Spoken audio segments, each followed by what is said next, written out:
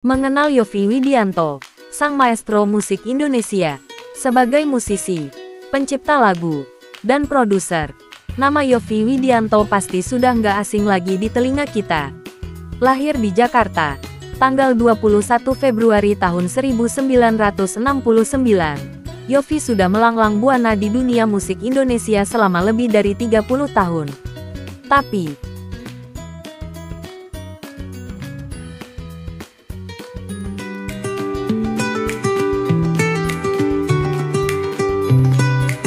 apa sih yang membuat Yovie Widianto jadi sosok yang begitu legendaris di industri musik kita? Yovie Widianto bukan sekadar musisi. Dia adalah seorang maestro yang mampu merangkai melodi dan lirik yang menyentuh hati.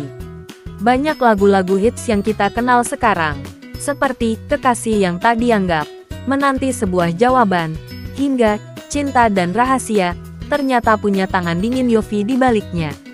Tapi perjalanan Yovie bukanlah hal yang mudah.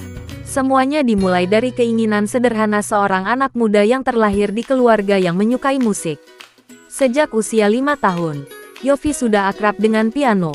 Awalnya, mungkin gak ada yang ngangka kalau dia bakal jadi salah satu komposer terbaik Indonesia. Di tahun 80-an, Yovie sempat tergabung dalam sebuah band bernama The Catalinas. Meski gak langsung terkenal, perjalanan ini jadi langkah pertama Yovie dalam memahami seluk-beluk dunia musik. Setelah itu, dia terus belajar, berkembang, dan akhirnya menemukan jati diri musikalnya yang membuatnya berbeda. Di tahun 90-an, Yovie mulai dikenal luas lewat karyanya bersama band Yovie dan Nuno.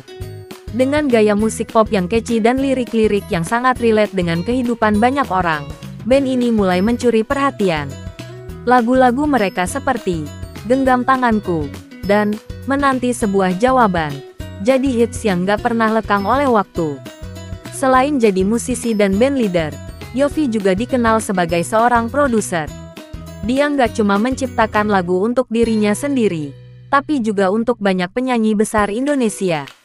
Mulai dari Krisdayanti, Rosa, sampai Citra Solastika, Yovie Widianto selalu berhasil mengemas lagu-lagu yang punya sentuhan emosional, bisa menggetarkan hati pendengar. Yovie dikenal sebagai sosok yang gak gampang puas. Walau sudah banyak meraih penghargaan, dia tetap terus mengeksplorasi dan mengembangkan karya-karyanya. Sebagai musisi, dia gak cuma fokus pada komposisi musik, tapi juga memperhatikan detail dalam aransemen yang membuat karya-karyanya punya karakter khas. Sebagai bukti pengakuan dunia, Yovie Widianto sudah mengumpulkan berbagai penghargaan, baik dari dalam negeri maupun internasional. Tapi bagi Yovie, penghargaan terbesar adalah ketika lagu-lagunya bisa diterima dan dicintai oleh masyarakat. Sebuah bentuk rasa terima kasih yang gak bisa dihargai dengan materi. Namun yang paling menarik dari Yovie adalah kemampuannya untuk tetap rendah hati.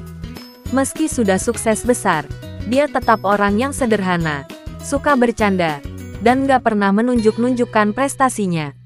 Mungkin itu juga yang membuat banyak orang merasa dekat dengan Yovie. Setiap penampilannya selalu memberi kita sebuah pengalaman yang gak terlupakan. Yovie Widianto bukan hanya sekadar musisi. Dia adalah seorang cerita yang dituangkan dalam setiap alunan lagu yang ia ciptakan.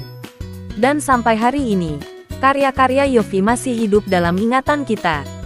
Dari setiap lirik, melodi, hingga kisah-kisah yang dia hadirkan dalam musiknya, Yovie Widianto membuktikan bahwa musik adalah bahasa yang universal, yang mampu menyentuh hati tanpa mengenal waktu.